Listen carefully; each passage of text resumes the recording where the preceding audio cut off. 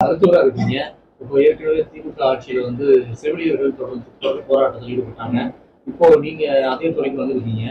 உங்க முதல்வர்கிட்ட நீங்க என்ன கோரிக்கை வைக்க போறீங்க? அதை பத்தி ஏதாவது நீங்க ஸ்டடி பண்ணி என்ன சொல்லலாம்னு இருக்கீங்க?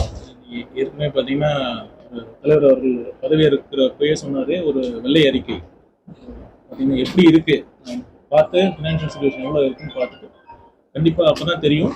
அதுக்கப்புறம் ஒரு உரிய முடிவு கண்டிப்பாக எடுக்கப்படும்.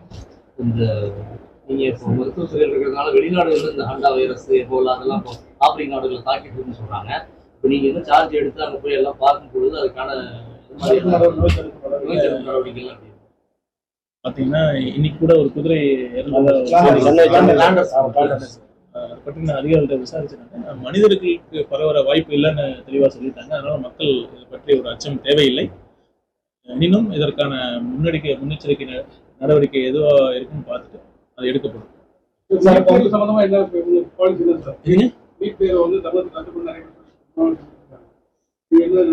தலைவரோட விரிவான அறிக்கையை நம்ம சொல்லியிருக்கோம். நீட் வேண்டாங்கிறதா தமிழ் வெற்றி கழகத்தின் ஆரம்பத்திலிருந்து அதான் நம்ம சொல்லிட்டு இருக்கோம்.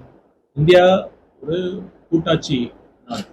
ஒரே தேர்தல் ஒரே நாடு ஒரே தேர்தல்ங்கிறத அவங்க RSS பாஜகவோட திட்டமா இருக்கு. ஒரே நாடு ஒரே தேர்தல், அதே மாதிரி ஒரே நாடு ஒரே தேர்வு, அது கண்டிப்பா ஒரு கூட்டாட்சி தத்துவத்துக்கு எதிரானது. இந்த மாதிரி பல லட்சம் மாணவர்கள் இந்தியா முழுசும் பல மாநிலங்களில் தேர்வு நடத்துறப்ப கண்டிப்பா ஏதோ ஒரு இடத்துல இந்த மாதிரி கொஸ்டின் பேப்பர் லீக் ஆகிறதுக்கு சாத்தியக்கூறுகள் அதிகம். இப்போ என்ன சொல்லியிருக்காங்க, அடுத்த வருஷம் நேஷனல் டெஸ்டிங் ஏஜென்சி அது மூலிமா நீட் தேர்வு வைக்கலாம்னு சொல்றாங்க. அதாவது இந்த மாதிரி ஒரு பிசிக்கல் கொஸ்டின் பேப்பர் வரப்பே இந்த மாதிரி லீக்ஸ் நடக்குதுன்னா கண்டிப்பாக ஆன்லைன் வரப்ப மக்களுக்கு அது மேலே இருக்கிற நம்பகத்தன்மை கண்டிப்பாக கம்மியாக தான் இருக்கு. எனக்கே கம்மியாக தான் இருக்கு. இப்போ ஆன்லைனில் யூபி மலை வடக்கு இருக்கிற மாநிலங்களில் நிறைய மேல் ப்ராக்டிஸ் நடந்திருக்குன்னு எல்லாத்துக்குமே தெரியும்.